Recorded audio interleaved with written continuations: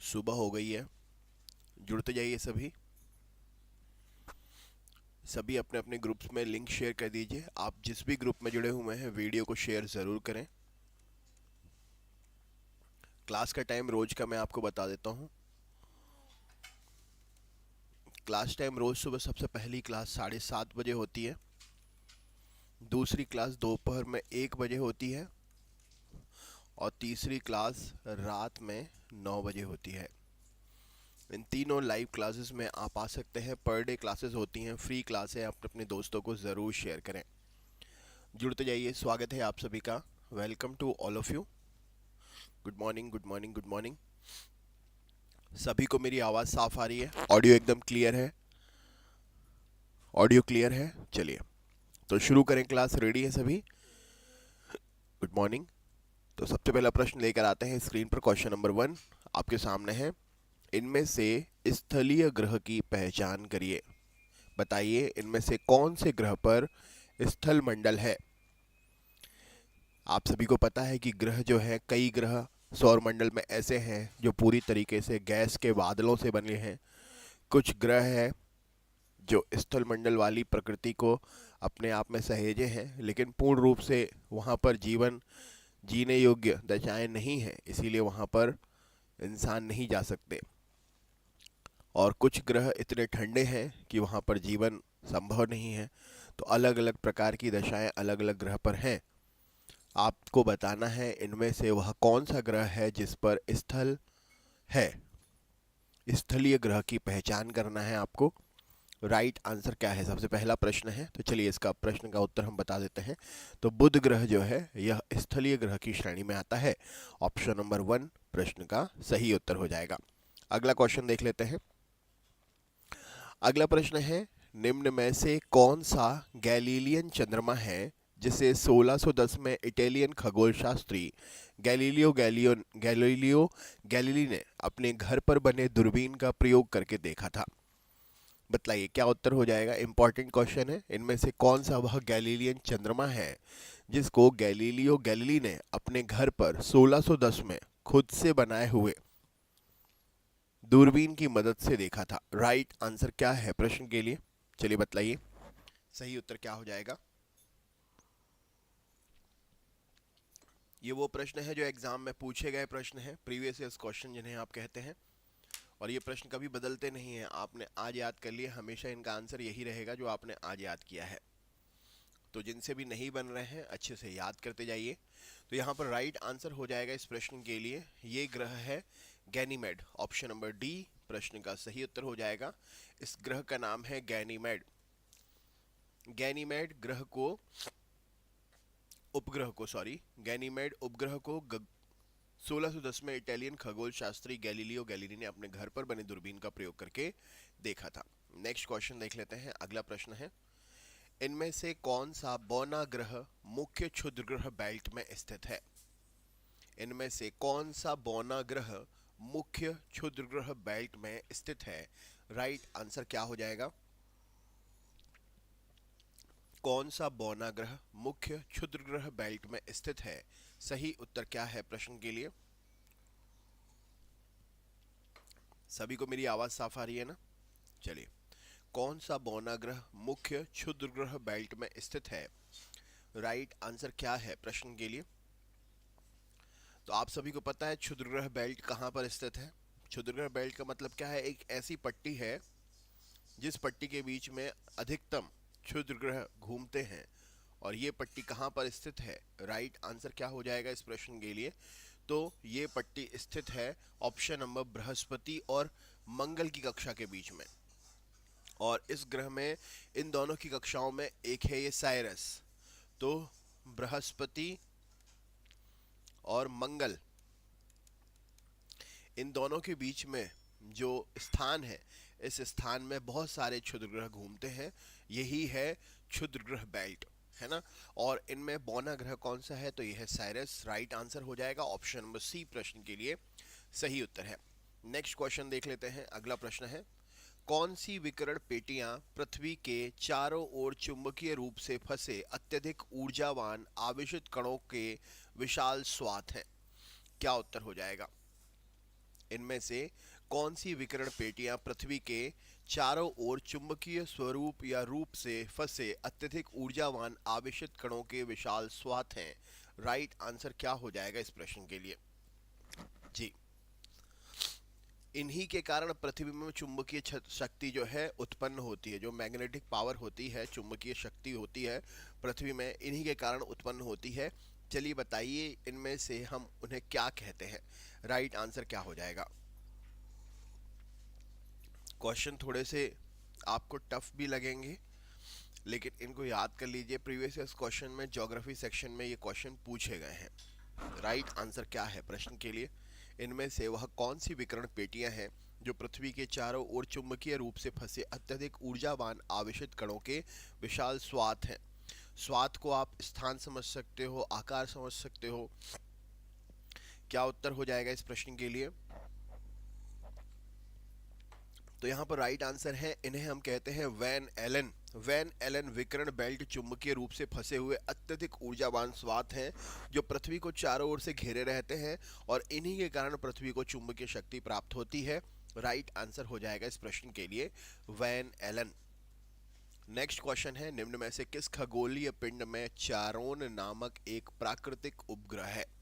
इनमें से वह कौन सा खगोलीय पिंड है जिसमें चारोन नामक एक प्राकृतिक उपग्रह है? राइट आंसर क्या हो जाएगा इस प्रश्न के लिए? प्राकृतिक उपग्रह, जैसे पृथ्वी का प्राकृतिक उपग्रह चंद्रमा है, वैसे ही चारोन नाम का एक प्राकृतिक उपग्रह है। कौन से खगोलीय पिंड का? कौन से? इनमें से क्या उत्तर हो जाएगा? चलिए देख लेते हैं। तो यहाँ पर सही उत्तर हो जाएगा चारोन जो है ये प्लूटो का उपग्रह है, लेकिन प्लूटो को अब ग्रह की श्रेणी से हटा दिया है। राइट आंसर, ग्रह गति नियम का पालन नहीं करता, कक्षा को काटता है दूसरे ग्रहों की, तो इसको क्या है, अब ग्रह के श्रेणी से हटा दिया गया है। लेकिन फिर भी इसका एक खुद का एक प्राकृतिक उपग्रह है जिसका नाम है Charon. Option number Pluto. Next question देख लेते हैं, किस ग्रह का कोई भी उपग्रह नहीं है? कौन से ग्रह का कोई भी उपग्रह नहीं है? क्या उत्तर हो जाएगा? कौन से ग्रह का कोई भी उपग्रह नहीं है? कमेंट करिए, वीडियो शेयर करिए, चैनल पर नए हैं सब्सक्राइब जरूर करिए। अमित कुमार गुप्ता जी, बिहार, वेलकम। जो भी नए स्टूडेंट आ रहे हैं सब्सक्राइब ज़रूर कर लीजिएगा चैनल को, जिससे आप रोज़ क्लास में आ सकें। सुबह 7:30 बजे से लाइव क्लास प्रतिदिन होती है, आप रोज़ आ सकते हैं। तो आप सभी को पता है कि बुध और शुक्र ये दो ग्रह ऐसे हैं जिनके कोई खुद के उपग्रह नहीं है। राइट आंसर हो जाएगा बुध और शुक्र इतने नज़दीक हैं सूर्य के, और सूर्य के गुरुत्वाकर्षण के कारण इनके पास में इनका खुद का कोई उपग्रह नहीं है। राइट आंसर हो जाएगा बुध और शुक्र, तो यहाँ पर शुक्र ऑप्शन है। नेक्स्ट क्वेश्चन है, आपको यहाँ पर बताना है, आप सबसे प्रसिद्ध नक्षत्रों में से एक है जिसे हम गर्मी के समय में रात के शुरुआती भाग में देख सकते हैं। इनमें से बताना है, इनमें से वो कौन सा तारामंडल है, कौन सा वह नक्षत्र है जो गर्मी के समय में रात में हमें आकाश में, खुले आकाश में दिखाई देता है। गर्मी के समय में रात में खुले आकाश में हमें वह तारामंडल दिखाई देता है, वह कौन सा तारामंडल है? राइट आंसर क्या हो जाएगा? वीडियो शेयर करते चलिए, लाइक करते चलिए। अमित कुमार, क्या उत्तर हो जाएगा? कौन सा तारामंडल आप गर्मी के समय में खुले आकाश में देख सकते हैं? राइट आंसर क्या है? कौन सा तारामंडल गर्मी के समय में खुले आकाश में आप देख सकते हैं?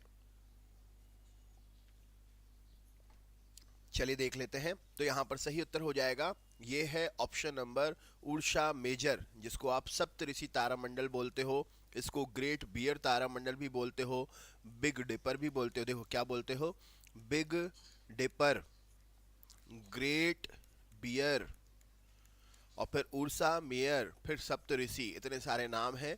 ऑप्शन नंबर डी प्रश्न का सही उत्तर हो जाएगा। ये तारामंडल हमें गर्मियों में रात्रि में दिखाई देता है साफ आकाश में। सप्तऋषि तारामंडल सबसे चमकीला तारामंडल है, प्रसिद्ध तारामंडल है। नेक्स्ट क्वेश्चन देख लेते हैं, निम्न में से कौन हमारे सौर मंडल का एक बौना ग्रह है? इनमें से कौन हमारे सौर मंडल का एक बौना ग्रह है? राइट आंसर क्या हो जाएगा इस प्रश्न के लिए? कौन हमारे सौरमंडल का एक बौना ग्रह है? सही उत्तर क्या है? Right answer. तो हमारे सौरमंडल का बौना ग्रह इनमें से ऑप्शन नंबर सही उत्तर हो जाएगा। राइट आंसर क्या हो जाएगा? तो यहां पर सही उत्तर हो जाएगा ऑप्शन नंबर ये है माँ के मेघ। ऑप्शन नंबर बी प्रश्न का सही उत्तर हो जाएगा माँ के मेघ। राइट आंसर है, यह हमारे सौरमंडल का सबसे बौना ग्रह है और प्लूटो का 2/3 बौना है ये। राइट आंसर है option number B. Next question है, बृहस्पति ग्रह के पास में 31 जुलाई 2020 तक कितने प्राकृतिक उपग्रह थे? बृहस्पति के पास में 31 जुलाई 2020 तक कितने प्राकृतिक उपग्रह थे? क्या उत्तर हो जाएगा? बृहस्पति के पास में 31 जुलाई 2020 तक कितने प्राकृतिक उपग्रह थे? राइट आंसर क्या है प्रश्न के लिए? चैंपियंस प्लीज वीडियो को शेयर करिए जिससे और भी दोस्त क्लास में आ सकें। वीडियो को शेयर जरूर करें। जो भी पहली बार आ रहे हैं सब्सक्राइब जरूर करें। क्या उत्तर हो जाएगा इस प्रश्न के लिए? बृहस्पति के पास 31 जुलाई 2020 तक कितने प्राकृतिक उपग्रह थे? राइट आंसर क्या हो जाएगा प्रश्न के लिए? तो चलिए देख लेते हैं यहाँ पर सही उत्तर क्या हो जाएगा। तो राइट आंसर है 79 प्राकृतिक उपग्रह थे 31 जुलाई 2020 तक। ऑप्शन नंबर 79 प्रश्न का सही उत्तर है। Very well done champions. अगला क्वेश्चन देखते हैं, निम्न में से सौरमंडल का सबसे तेज हवा वाला ग्रह कौन सा है जिस पर सबसे तेज हवाएं चलती रहती हैं? सौरमंडल का सबसे तेज हवा वाला ग्रह कौन सा है? राइट आंसर क्या हो जाएगा? सौरमंडल का सबसे तेज हवा वाला ग्रह कौन सा ग्रह है? राइट आंसर क्या है प्रश्न के लिए? तो चलिए देख लेते हैं इस प्रश्न का सही उत्तर क्या हो जाएगा। तो नेपच्यून ग्रह ऑप्शन नंबर बी प्रश्न का सही उत्तर हो जाएगा।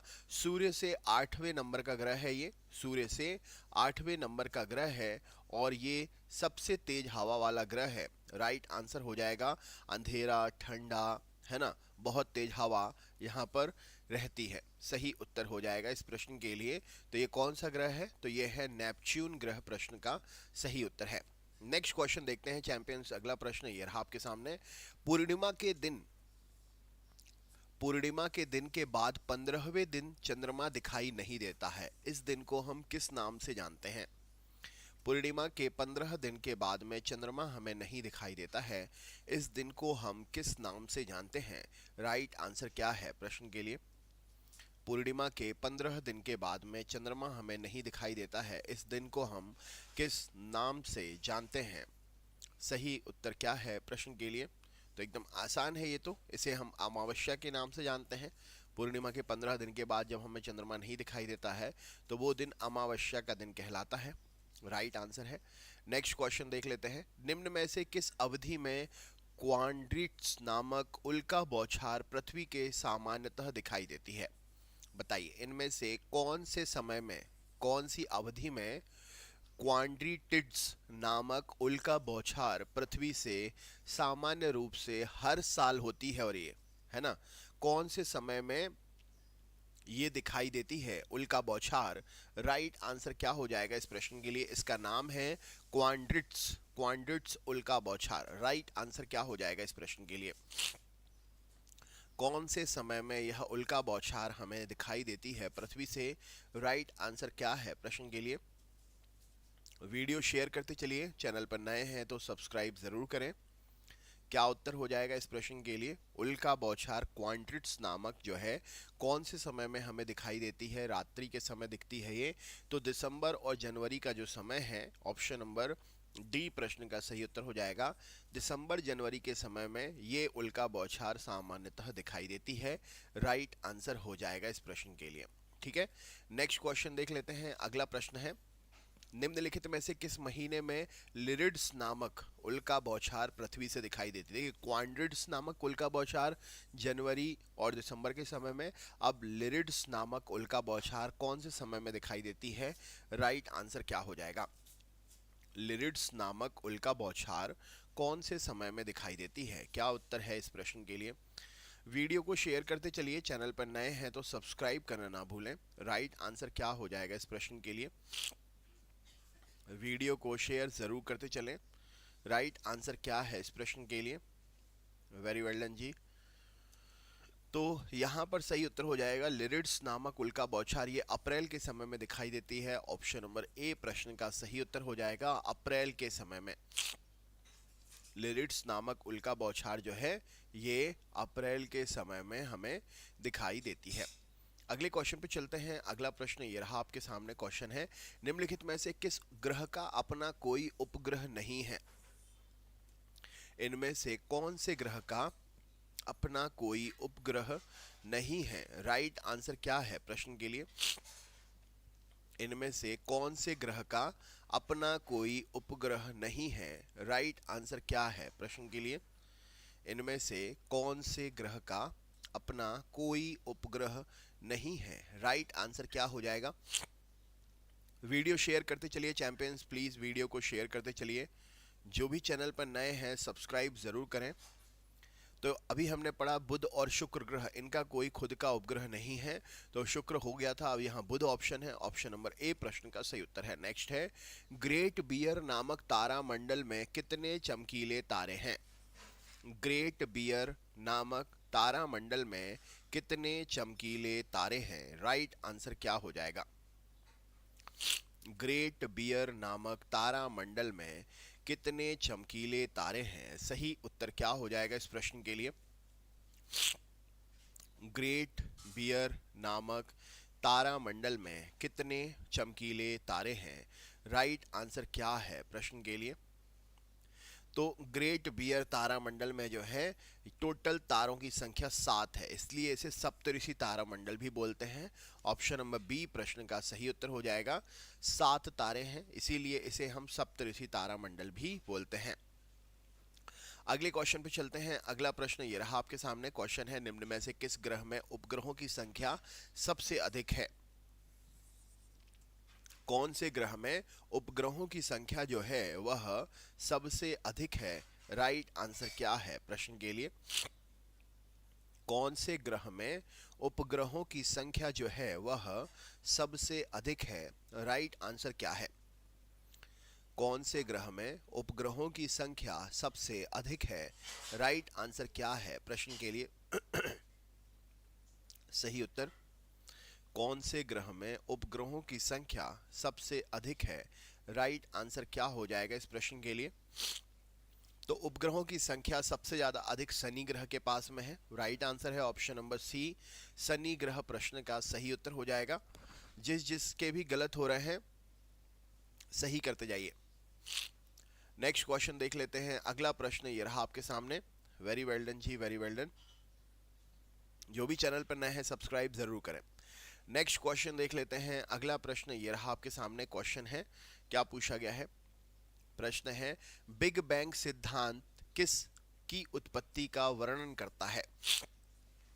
बिग बैंग सिद्धांत जो है ये किसकी उत्पत्ति का वर्णन करता है? बिग बैंग सिद्धांत किसकी उत्पत्ति का वर्णन करता है? राइट आंसर क्या हो जाएगा इस प्रश्न के लिए? बिग बैंग, हाँ, राइट आंसर क्या हो जाएगा इस प्रश्न के लिए?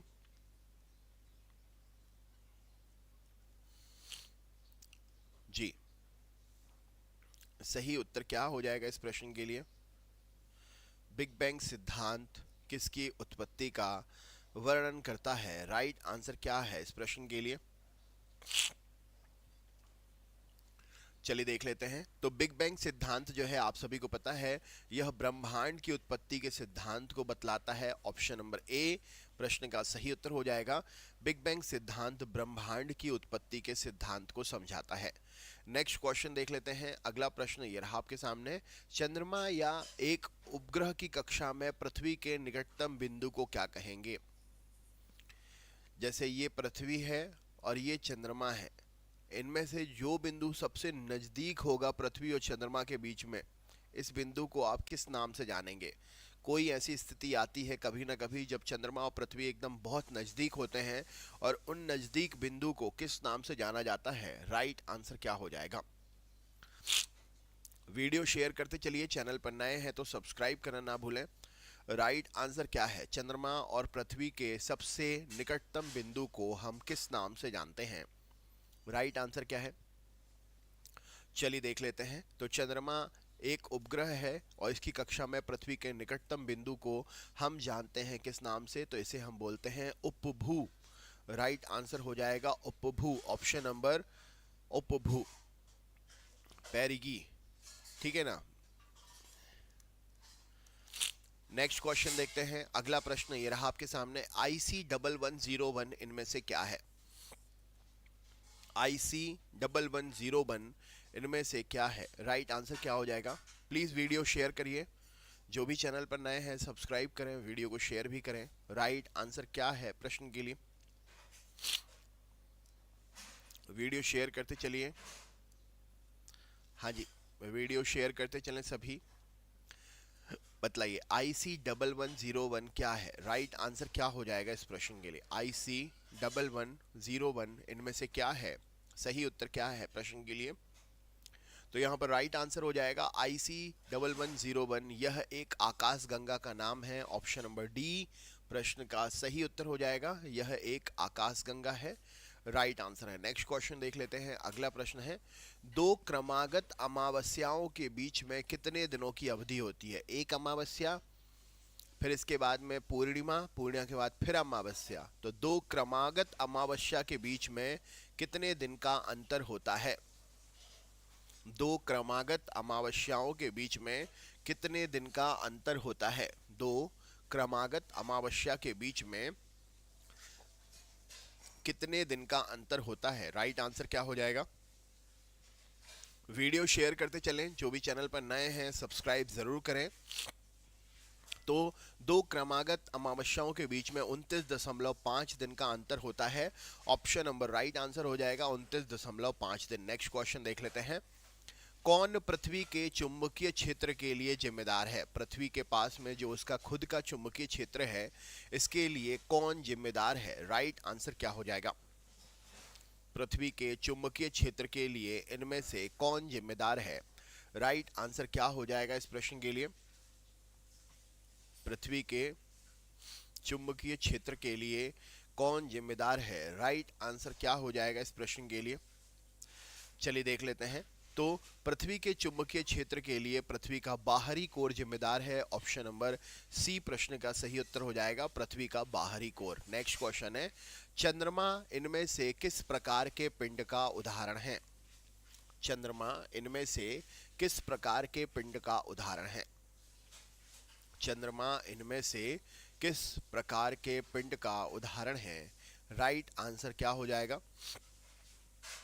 चंद्रमा इनमें से किस प्रकार के पिंड का उदाहरण है? सही उत्तर क्या है प्रश्न के लिए? चलिए देख लेते हैं। तो चंद्रमा जो है यह एक प्रकार से ज्योतिहीन है। चंद्रमा ज्योतिहीन है, सूर्य के प्रकाश से प्रकाश पाकर ये चमकता है, तो ये ज्योतिहीन पिंड का उदाहरण है, ऑप्शन नंबर डी प्रश्न का सही उत्तर हो जाएगा ज्योतिहीन। नेक्स्ट क्वेश्चन देख लेते हैं। निम्नलिखित में से किस ग्रह को विशाल गैस के रूप में भी जाना जाता है? मतलब इनमें से कौन सा ग्रह जो है विशाल गैस के बादलों से मिलकर बना हुआ है? राइट आंसर क्या हो जाएगा?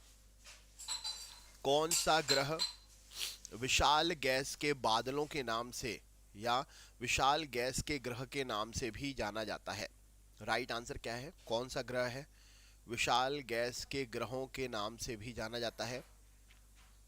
इसके सरफेस पर बादल है गैस के। राइट आंसर क्या हो जाएगा इस प्रश्न के लिए?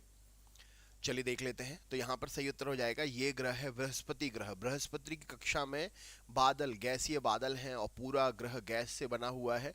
राइट आंसर हो जाएगा, ग्रह को विशाल गैस के रूप में जाना जाता है, तो बृहस्पति ग्रह सही उत्तर हो जाएगा। नेक्स्ट है, लूसीफर किस ग्रह का एक अन्य नाम है? इनमें से कौन से ग्रह को लूसीफर नाम से भी जाना जाता है? इनमें से कौन से ग्रह को लूसीफर के नाम से भी जाना जाता है? राइट आंसर क्या हो जाएगा इस प्रश्न के लिए? कौन से ग्रह को लूसीफर के नाम से भी जाना जाता है? राइट आंसर क्या है प्रश्न के लिए? कौन से ग्रह को लूसीफर के नाम से भी जाना जाता है? राइट आंसर क्या हो जाएगा इस प्रश्न के लिए? कौन से ग्रह को लूसीफर के नाम से भी जाना जाता है। तो शुक्र ग्रह को लूसीफर के नाम से भी जाना जाता है। सबसे चमकीला ग्रह है ना, सबसे चमकीला ग्रह है विशेष रूप से, और लूसीफर का मतलब चमकना होता है। तो चमकदार ग्रह होने के कारण शुक्र को लूसीफर ग्रह के नाम से भी जाना जाता है, लूसीफर के नाम से भी जाना जाता है। राइट आंसर हो जाएगा। नेक्स्ट क्वेश्चन देख लेते हैं। शुक्र ग्रह के कितने प्राकृतिक उपग्रह हैं? शुक्र ग्रह के कितने प्राकृतिक उपग्रह हैं? राइट आंसर क्या है? शुक्र ग्रह के कितने प्राकृतिक उपग्रह हैं? सही उत्तर क्या है प्रश्न के लिए? शुक्र ग्रह के कितने प्राकृतिक उपग्रह हैं? राइट आंसर क्या है प्रश्न के लिए? शुक्र ग्रह के कितने प्राकृतिक उपग्रह हैं? राइट आंसर क्या है? चलिए बतलाइए। चलिए देख लेते हैं इस प्रश्न का सही उत्तर क्या हो जाएगा। तो शुक्र ग्रह और बुध ग्रह के कोई भी उपग्रह नहीं है, आपको पता है 0-0 है। राइट आंसर है इस प्रश्न के लिए शुक्र ग्रह और बुध ग्रह के कोई भी उपग्रह नहीं है, एकदम 0-0 राइट आंसर हो जाएगा। नेक्स्ट क्वेश्चन है, कौन सा ग्रह सल्फ्यूरिक अम्ल की सफेद और पीले बादलों की मोटी परत से बना हुआ है? कौन सा ग्रह सल्फ्यूरिक अम्ल की सफेद और पीले बादलों की मोटी परत से बना हुआ है? क्या उत्तर हो जाएगा? कौन सा ग्रह सल्फ्यूरिक अम्ल की सफेद और पीली बादलों की मोटी परत से बना हुआ है? राइट आंसर क्या है प्रश्न के लिए? चैंपियंस प्लीज वीडियो को शेयर जरूर करें। राइट आंसर क्या हो जाएगा इस प्रश्न के लिए बतलाने के साथ साथ वीडियो को शेयर जरूर करें। सही उत्तर क्या है इस प्रश्न के लिए? कौन सा ग्रह? तो यहां पर राइट आंसर हो जाएगा, ये ग्रह है शुक्र ग्रह, ऑप्शन नंबर डी। शुक्र ग्रह जो है सल्फ्यूरिक अम्ल की सफेद और पीली परत से मिलकर बना हुआ है। नेक्स्ट क्वेश्चन देख लेते हैं। अगला प्रश्न है, सौरमंडल के ग्रहों के क्रम में मंगल और शनि ग्रह के बीच में कौन सा ग्रह आता है? सौरमंडल के अगर सूर्य से हम शुरू करें तो सूर्य से जो लास्ट वाला ग्रह है, इसमें अगर हम देखें तो मंगल ग्रह और शनि ग्रह के बीच में कौन सा ग्रह आता है? राइट आंसर क्या हो जाएगा इस प्रश्न के लिए? मंगल ग्रह और शनि ग्रह के बीच में कौन सा ग्रह आता है? राइट आंसर क्या है प्रश्न के लिए? शेयर करते चलिए वीडियो को, जो भी चैनल पर नए हैं सब्सक्राइब जरूर करें। राइट आंसर क्या है इस प्रश्न के लिए? मंगल ग्रह और शनि ग्रह के बीच में कौन सा ग्रह आता है? सही उत्तर क्या हो जाएगा? तो मंगल और शनि के बीच में आता है बृहस्पति, ऑप्शन नंबर डी प्रश्न का सही उत्तर है बृहस्पति ग्रह। नेक्स्ट क्वेश्चन देख लेते हैं। अगला प्रश्न ये रहा आपके सामने। किस प्रक्रिया के द्वारा पृथ्वी की भूपर्पटी गति करती है? ऊपर उठती है या निर्मित होती है?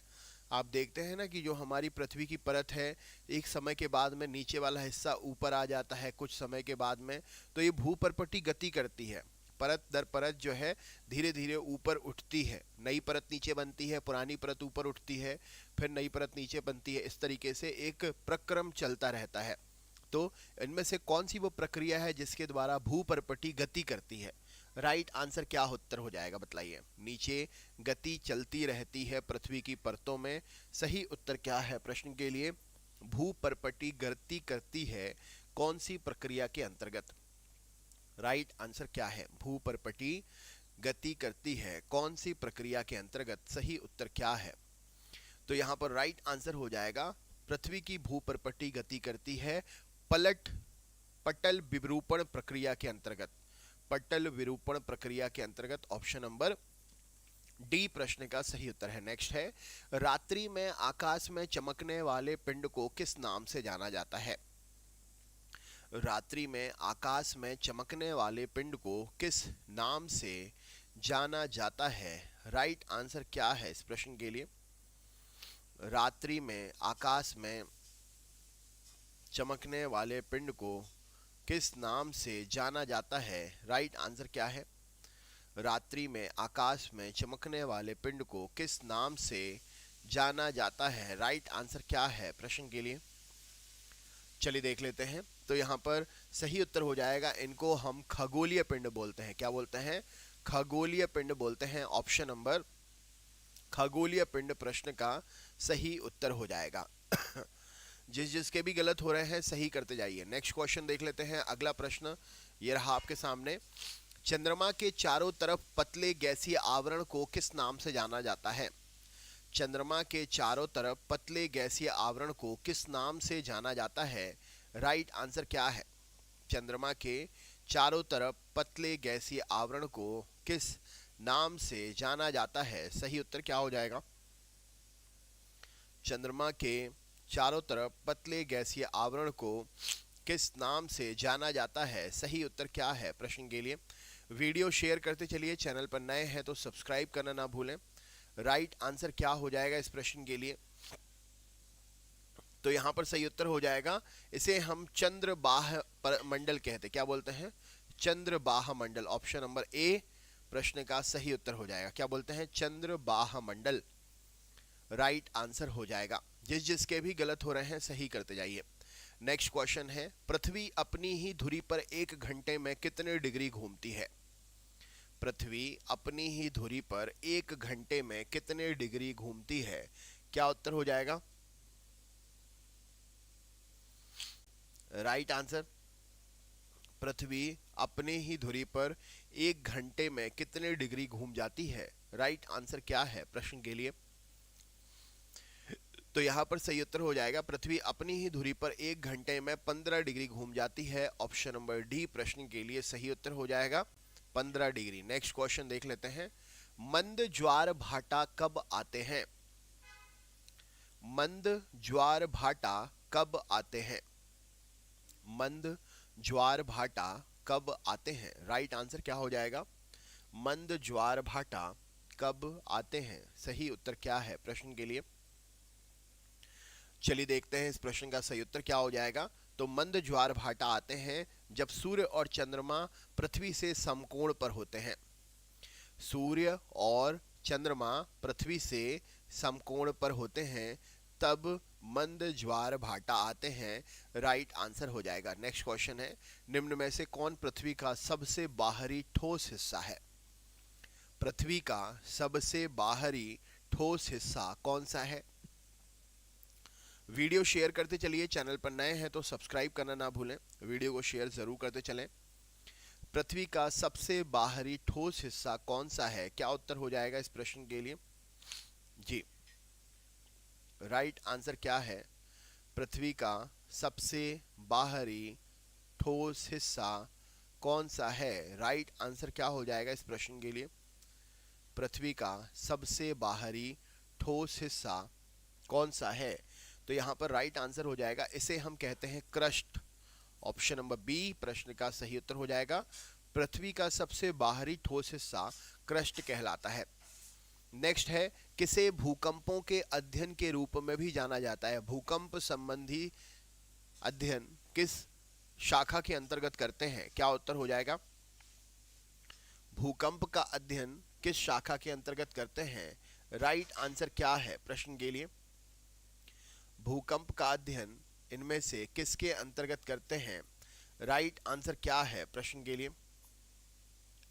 भूकंप का अध्ययन इनमें से किसके अंतर्गत करते हैं? तो आप सभी को पता है सिस्मोलॉजी। सिस्मोलॉजी जो है भूकंप का अध्ययन करने वाली विज्ञान की शाखा है।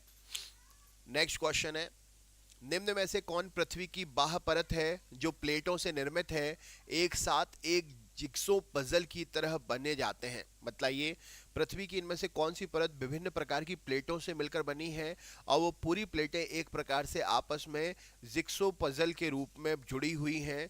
राइट आंसर क्या हो जाएगा इस प्रश्न के लिए? बताइए, कौन सा भाग विभिन्न प्रकार की प्लेटों से मिलकर बना हुआ है, परतों से मिलकर बना हुआ है? सही उत्तर क्या है प्रश्न के लिए? तो यहां पर राइट आंसर हो जाएगा, यह पृथ्वी का स्थल मंडल है। पृथ्वी का स्थल मंडल है जो विभिन्न प्रकार की परतों से बनकर बना हुआ है। राइट आंसर हो जाएगा इस प्रश्न के लिए स्थल मंडल। नेक्स्ट क्वेश्चन देख लेते हैं। अगला प्रश्न है, यह रहा आपके सामने, सौर ग्रहण कब लगता है? सूर्य ग्रहण जो है यह कब लगता है? क्या उत्तर हो जाएगा? सौर ग्रहण जो है यह कब लगता है? राइट आंसर क्या है प्रश्न के लिए? सौर ग्रहण कब लगता है? सही उत्तर क्या हो जाएगा? चलिए देख लेते हैं। तो सौर ग्रहण तब लगता है जब पृथ्वी और सूर्य के बीच में चंद्रमा आ जाता है। तो चंद्रमा पृथ्वी और सूर्य के बीच में आ जाता है।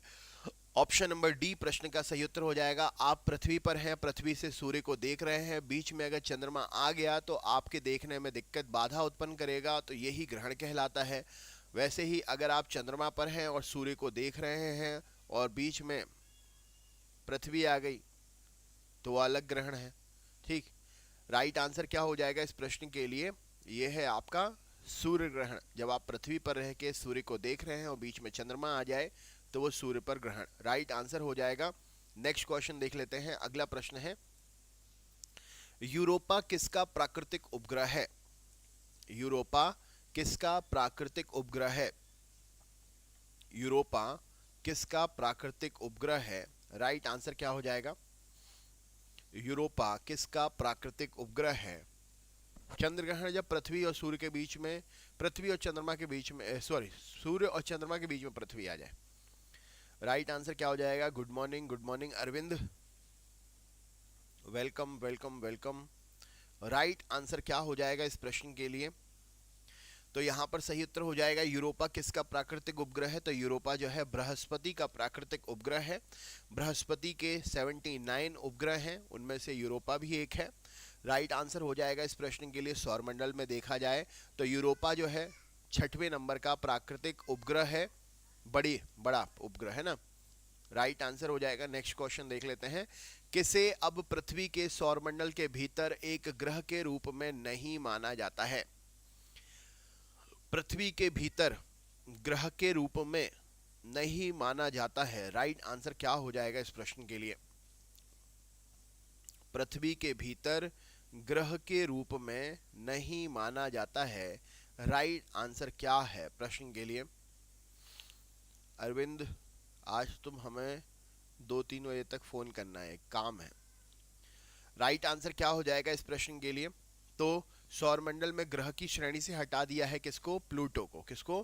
प्लूटो को। प्रश्न का सही उत्तर हो जाएगा, यह ग्रह की श्रेणी से हटा दिया गया है। नेक्स्ट क्वेश्चन देख लेते हैं। निम्न में से कौन एक जोवियन ग्रह नहीं है? जोवियन ग्रह नहीं है, क्या उत्तर हो जाएगा? इनमें से जोवियन ग्रह नहीं है, क्या उत्तर हो जाएगा? निम्न में से कौन जोवियन ग्रह नहीं है? राइट आंसर क्या हो जाएगा? तो यहां पर सही उत्तर हो जाएगा मंगल ग्रह जोवियन ग्रह की श्रेणी में नहीं आता है। हमारे सौरमंडल में बुध, शुक्र, पृथ्वी, मंगल, ये जो है बुध, शुक्र, पृथ्वी, मंगल, ये स्थलीय ग्रह हैं। स्थलीय ग्रह है ना। ये जोवियन ग्रह नहीं है। जोवियन ग्रह मतलब वो ग्रह हैं जिन पर गैस के बादल हैं, हवा है, इस तरीके के ग्रह। हाँ, राइट आंसर हो जाएगा इस प्रश्न के लिए। तो मंगल ग्रह जोवियन ग्रह की श्रेणी में नहीं आता है, क्योंकि जोवियन ग्रह वो होते हैं जिस पर गैस है, गैस के बादल है, और मंगल ग्रह पे स्थल मंडल है, तो ये जोवियन ग्रह नहीं है। ठीक है, नेक्स्ट क्वेश्चन देख लेते हैं। अगला, बेली बीड्स को किसके दौरान देखा जा सकता है? बेली बीड्स, उल्का बौछार। राइट आंसर क्या हो जाएगा इस प्रश्न के लिए? एक प्रकार से जैसे हम लोग अनारदाना जलाते हैं ना, तो उसमें खूब सारे निकलते हैं ना, इसी तरीके से एक प्रकार से बौछार टाइप की दिखाई देती है। या आप समझ सकते हो एक पट्टी दिखाई देती है, चमकदार पट्टी, चमकदार पट्टी सी दिखाई देती है इस तरीके से।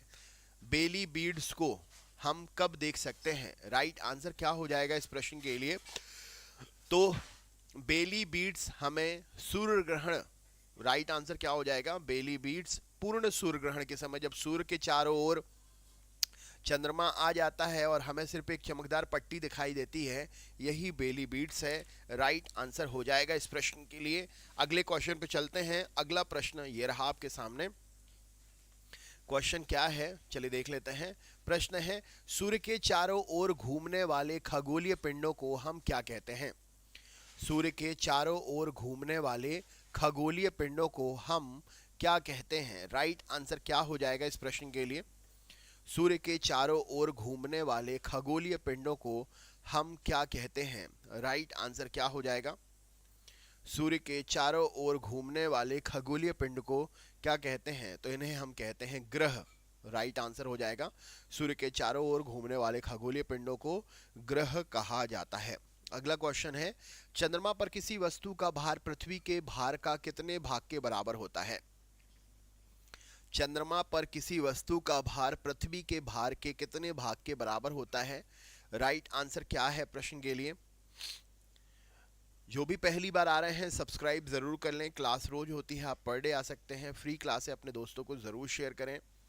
राइट आंसर क्या हो जाएगा? तो यहाँ पर सही उत्तर हो जाएगा 1/6 हो जाता है। राइट आंसर है, अगर पृथ्वी पर 36 किलो का कोई सामान है तो चंद्रमा पर जाकर वो 6 किलो का हो जाएगा। देखने में उतना ही बड़ा लगेगा, लेकिन बस वेट कम हो जाएगा। द्रव्यमान वही रहेगा, भार कम हो जाएगा। अगला क्वेश्चन देख लेते हैं। अगला प्रश्न है, किस विद्वान को सौरमंडल के बारे में विश्व के समक्ष जानकारी प्रस्तुत करने का श्रेय जाता है? विश्व के समक्ष सौरमंडल के बारे में जानकारी इनमें से किसने श्रेय की थी? राइट आंसर क्या हो जाएगा? बढ़िया है, बढ़िया अरविंद। राइट आंसर क्या हो जाएगा बतलाइए। सौरमंडल के बारे में विश्व के समक्ष किसने जानकारी प्रस्तुत की थी? राइट आंसर क्या है प्रश्न के लिए? सौरमंडल के समक्ष, सौरमंडल के बारे में विश्व के समक्ष, तो यह है कॉपरनिकस। ऑप्शन नंबर ए प्रश्न का सही उत्तर है। नेक्स्ट है, गैनीमिड के बारे में कौन सा कथन सही नहीं है? गैनीमिड के बारे में इनमें से कौन सा कथन सही नहीं है? राइट आंसर क्या हो जाएगा इस प्रश्न के लिए? गैनीमिड, गैनीमिड के बारे में कौन सा कथन सही नहीं है? राइट आंसर चलिए देख लेते हैं। तो यहां पर सही उत्तर हो जाएगा इस प्रश्न के लिए, गैनीमिड बृहस्पति का उपग्रह है। बृहस्पति का उपग्रह है तो बृहस्पति के चारों ओर घूमेगा, शनि के चारों ओर घूमता है, ये बात सही नहीं है। राइट आंसर है इस प्रश्न के लिए, गैनीमिड जो है बृहस्पति के चारों ओर घूमता है। राइट आंसर हो जाएगा, ना कि शनि के चारों ओर घूमता है। हाँ, अगले क्वेश्चन पे चलते हैं।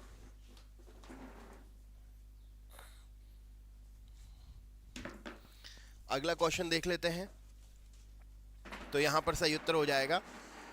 नेक्स्ट है, सौरमंडल में कुल कितने ग्रह हैं? ये तो आपको पता ही है, सौरमंडल में 8 ग्रह हैं। नेक्स्ट है, हेली धूमकेतु की अवधि कितनी है? हेली धूमकेतु कितने वर्षों के बाद दिखाई देता है? हेली धूमकेतु कितने वर्षों के बाद दिखाई देता है? क्या उत्तर हो जाएगा? हेली धूमकेतु कितने वर्षों के बाद दिखाई देता है? तो राइट आंसर हो जाएगा, हेलू धूमकेतु जो है 76 वर्ष के बाद दिखाई देता है। ऑप्शन नंबर डी प्रश्न का सही उत्तर है। नए आविष्कृत दूरबीन से 1610 के आरंभ में पता लगाया कि बृहस्पति के 4 उपग्रह हैं। इनमें से वह व्यक्ति कौन है जिन्होंने अपनी दूरबीन से यह पता लगाया कि बृहस्पति के 4 उपग्रह हैं? राइट आंसर क्या है? वीडियो शेयर करते जाइएगा, चैनल पर नए हैं तो सब्सक्राइब करना ना भूलें। तो यहाँ पर राइट आंसर है, अपने दूरबीन से गैलीलियो गैलीली ने पता लगाया था। 1610 में इन्होंने बृहस्पति के 4 उपग्रह हैं, इनके बारे में बताई थी, जानकारी दी थी। लो, यूरोपा, गैनीमेड और कैलिस्टो, है ना। लो, यूरोपा, गैनीमेड और कैलिस्टो, ये 4 उपग्रह हैं बृहस्पति के। ये खोजे थे किसने? गैलीलियो गैलीली ने। नेक्स्ट क्वेश्चन देख लेते हैं। किसने सबसे पहले 1655 में शनि के छल्लों के ग्रह के चारों ओर उपस्थित एक डिस्क के रूप में सटीक वर्णन किया था? मतलब उन्होंने बताया था कि शनि के चारों ओर छल्ले हैं। छल्ला मतलब शनि ग्रह देखने में कुछ ऐसा रखता है ना। हाँ, राइट आंसर क्या हो जाएगा? किसने बताया था? सही उत्तर क्या है प्रश्न के लिए? वीडियो शेयर कर दीजिएगा, जो भी चैनल पर नए हैं सब्सक्राइब जरूर करें।